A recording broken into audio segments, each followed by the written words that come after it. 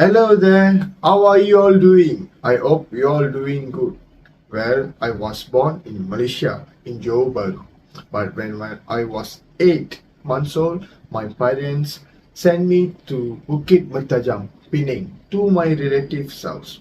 Thus, my entire culture heritage is from my relatives. Usually, y'all from your parents, but mine from my relatives. I lived there until I was 6 years old and came back to Johor Bahru at 7 years old. Obviously, I'm not from the African continent as I am Indian. So, did you know that Indian is not a race but rather than a collection of races? The British performed this grouping to streamline their government administration. So, does anyone know what race I am from? Anyone? Well, in fact, I'm Tamil. Each race has its own tradition and holidays. Not all Indians participate in every festival. Some is allocated to the Tamils.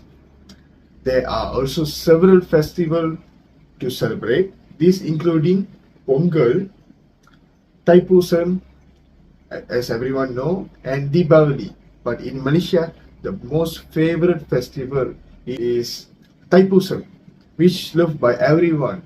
Even the Malaysian government issued a day of holiday for Thaipusam. So, ladies and gentlemen, I am Jeevan Krishnan and pleased to share the Thaipusam festival in Malaysia.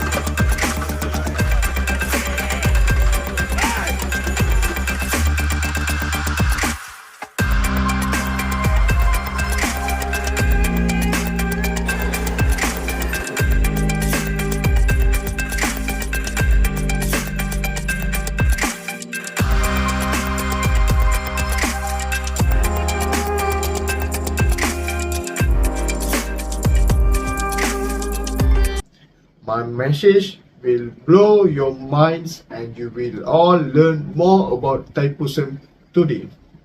So, what we can learn in today's topic. Most Hindus and Tamil people celebrate Thaipusam. The biggest and most colorful Thaipusam festival is held in Batukif, Malaysia, but not in India. Take it note. So, it is usually held in February and it is always held when the moon is full moon.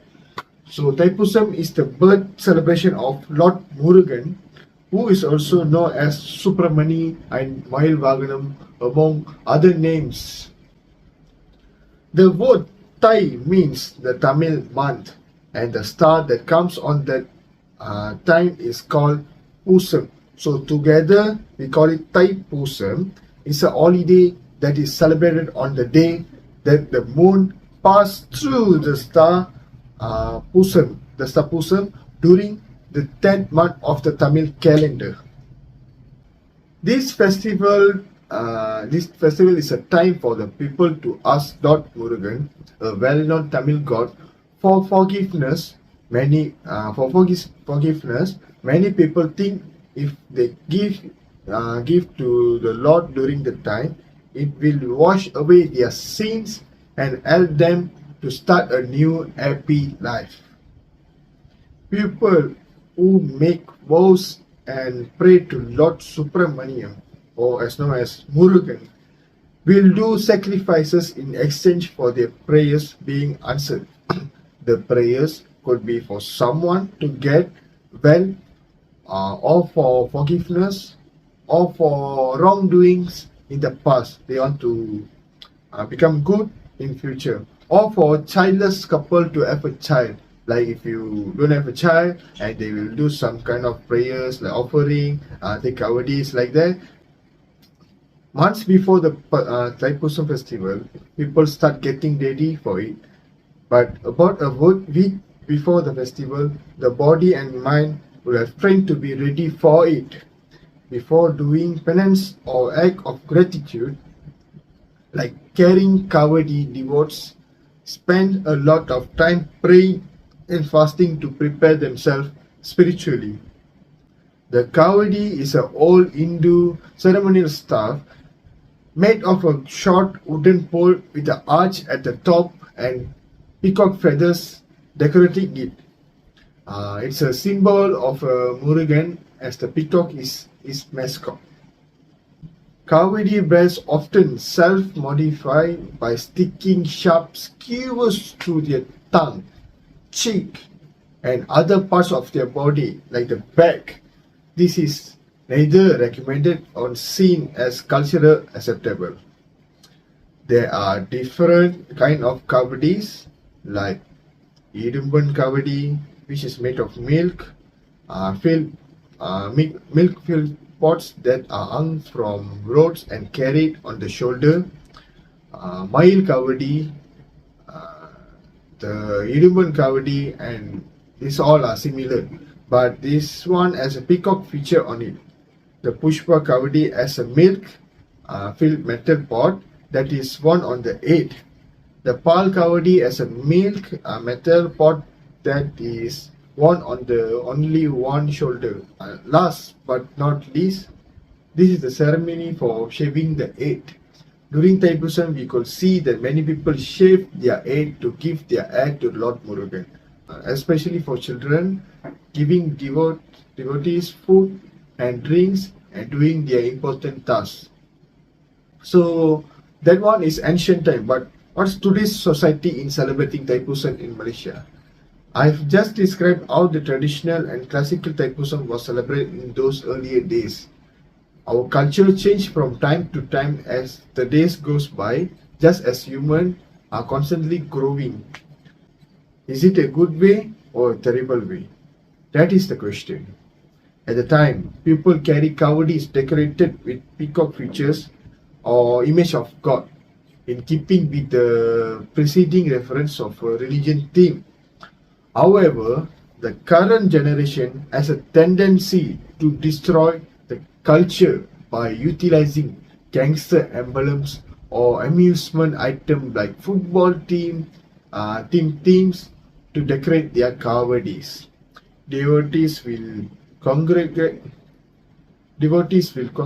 during Thaipusam to recite mantras and listen to traditional music. However, in Malaysia, the spoiled generation congregates with their gang and causes chaos by annoying the public by blaring altered music at full intensity. Even though things like this happen, the Indian community and the authorities protect the old traditional culture. From here, we are still able to hold on to the culture we used to be like. Okay, I think I covered everything there to know about the Thaipusam festival in Malaysia. I believe you all have a good understanding of the origin of Thaipusam, the traditional associate with it, and how is it celebrated now. In a world with so many diverse cultures, Thaipusam is only one of many. Thaipusam is celebrated in a special way because it has been adopted not just by Indians but by people of all colors and backgrounds. If you're curious about Thaipusam, before I hope now all question has been answered. So I hope that young people won't be as impacted by popular culture and will continue to uh, practice traditional Thaipusam as they grow up. I really do hope that you learn something from me. In any case, I appreciate the attention. Thank you all.